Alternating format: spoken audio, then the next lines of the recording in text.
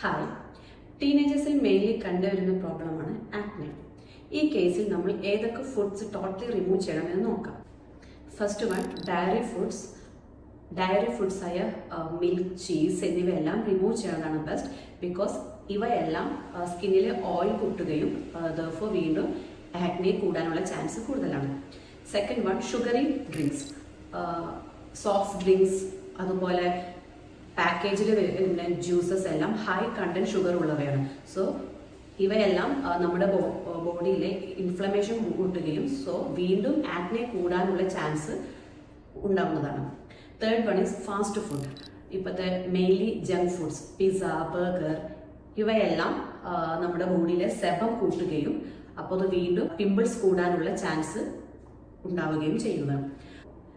നമുക്കിനി ഏതൊക്കെ ഫുഡ്സ് നമ്മൾ ഡയറ്റിൽ ഉൾപ്പെടുത്താം എന്നുള്ളത് നോക്കാം.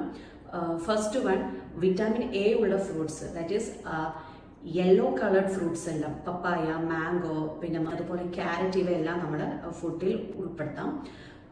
പിന്നെ അതുപോലെ omega-3 ഫാറ്റി ആസിഡ്സ് ഉള്ള ഫുഡ്സ് എല്ലാം നമുക്ക് ഇൻക്ലൂഡ് ചെയ്യാം. പിന്നെ വാൾനട്ട്, ആൽമണ്ട്സ് എന്നിവയുള്ളവയെല്ലാം നമ്മൾ ഫുഡ്സിൽ ഇൻക്ലൂഡ് ചെയ്യാം.